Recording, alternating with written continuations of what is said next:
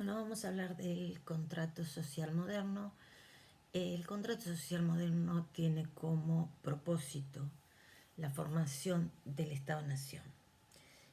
Esta formación del Estado-Nación se debe a que en el feudalismo las reglas eran otras. En los 1000 años en realidad no todo era igual, pero siempre nos queda la idea de los señores feudales, los vasallos, la idea de que hay tres estamentos, el que ora, el que ara y el que lucha. La economía es fiduciaria, digamos. Y entonces, al llegar ya a la última etapa del feudalismo y lo que nosotros llamamos la modernidad, hay un acento en lo que tiene que ver con el hombre, el ser humano. La razón. Inclusive si ustedes se ponen a analizar los que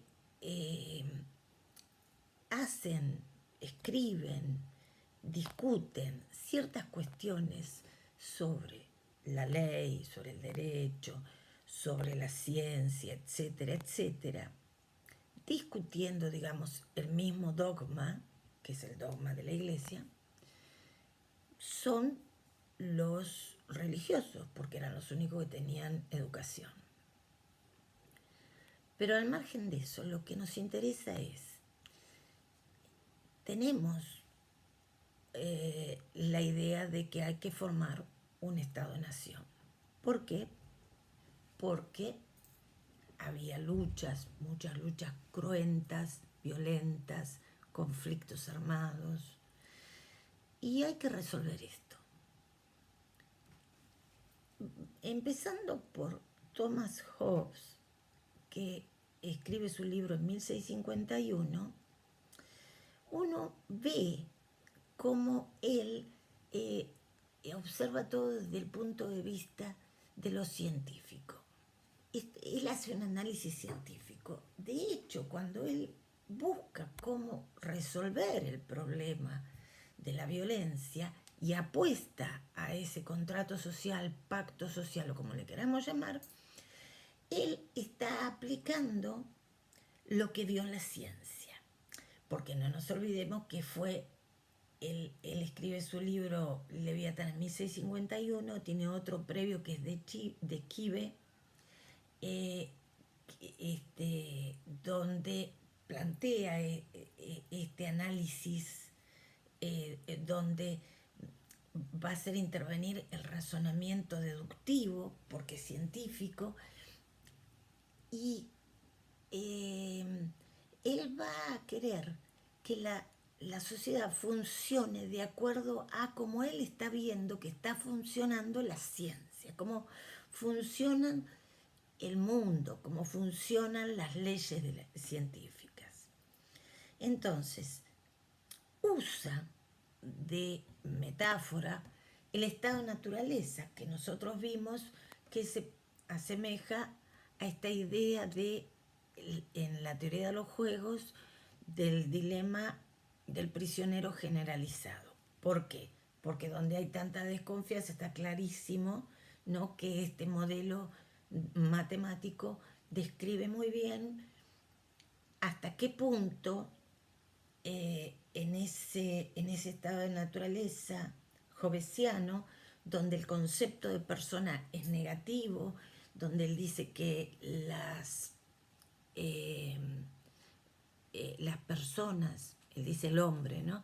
Las personas, el hombre es el lobo del hombre, es decir, se van a engañar, van a ser insolidarios, se van a robar, se van a agredir. Entonces, esa metáfora quiere decir, aquí está el problema. Y entonces apuesto a una hipótesis. Esa hipótesis va a ser esto del contrato social o pacto social.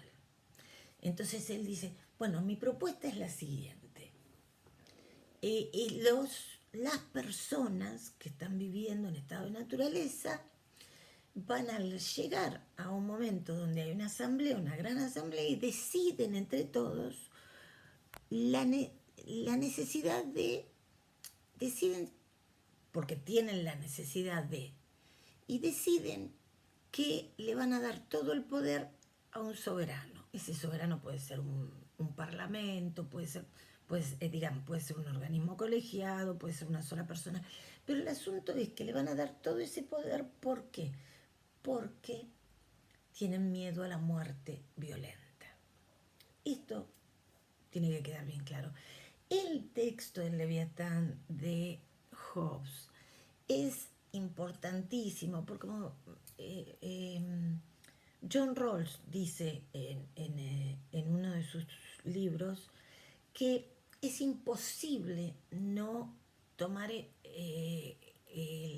texto de Hobbes, aunque uno esté en desacuerdo por esto de que le da demasiado poder al soberano, porque él hizo toda una obra, hizo todo un sistema. Diría yo que hasta acuñó algunos términos que nosotros seguimos usando. Entonces es imposible, por más que nosotros no estemos de acuerdo con esta postura hobbesiana, que la abandonemos sin analizarla. Y yo diría que es importantísimo ver el estado de naturaleza que está viendo Hobbes. Después lo vamos a comparar con Locke y con Rousseau, que se asemejan más entre ellos dos por el concepto de persona. Pero de cualquier manera, Hobbes me parece que es el punto inicial para ver el contrato social. En Hobbes uno tiene que tener en cuenta que, bueno, primero hay que ponerse de acuerdo entre las personas que van a formar parte del Estado. Esas personas van a pasar a ser ciudadanos. Ahora, la pregunta, ¿son libres y son iguales en el estado de naturaleza? Es un lindo tema. Por supuesto que son libres e iguales, porque si no, no podrían decidir sobre lo que le van a dar al soberano, sobre todo ese poder. ¿Se entiende? ¿Van a ser libres e iguales después del contrato? Bueno, ahí es donde la libertad se les va a recortar, porque van a tener que respetar las instituciones que están creando para poder evitar toda esta violencia que estamos viendo. Eso por un lado. ¿Son iguales? ¿Pero qué quiere decir que son iguales? En este caso, si son ciudadanos, ¿qué van a hacer? Son iguales ante la ley. Esa es la idea. Son iguales ante la ley. Ya no son iguales ante Dios, son iguales ante la ley. Para eso estamos creando todas estas normas y todo este Leviatán, que es una construcción enorme de instituciones, de normas, de toda esta creación para que funcione algo que contenga a todos estos que se violentan entre sí. ¿Y qué es la libertad? Y él va a hablar, porque se habla de libertad positiva y libertad negativa. Desde Hobbes se habla de libertad negativa, es decir, una libertad que es la que permite que alguien me deje hacer y no evite que yo haga algo. El ejemplo más común es la libertad de expresión, es decir, a mí un gobierno, un Estado, porque el gobierno es el gobierno que está en el momento, pero el Estado es algo más abstracto. No puede impedirme que yo me exprese, porque es esencial para la democracia, especialmente la libertad de expresión. él va a dar ejemplos en el río, si uno pone algo y el agua no puede pasar, digamos, es evitar esto, ¿no? En comparación, Hobbes con John Locke, ellos están viendo otra Inglaterra. Entonces John Locke es el primer libertario, el primer liberal. ¿Qué quiere decir esto? Cuando nosotros analizamos en filosofía algunas cuestiones, tenemos que tener en cuenta qué significan los términos. Liberal quiere decir que se tienen que respetar las libertades. Digo porque en la Argentina especialmente se considera que liberal es conservador o que tiene que ver con lo económico, nada más. Locke pensaba en un estado mínimo, es decir, él decía, no se necesita un estado con tanto poder, un soberano con tanto poder. Él pensaba en un estado mínimo. ¿Por qué? Porque el concepto de persona que él está viendo no es el mismo. Él está viendo personas que pueden convivir en ese estado de naturaleza y que si dejan de estar en ese estado de naturaleza para convertirse en ciudadanos es porque siempre hay algunos que se van a aprovechar de otros y van a querer robarles, y entonces siempre va a convenir tener a alguien que controle esto. Pero no es grave para él.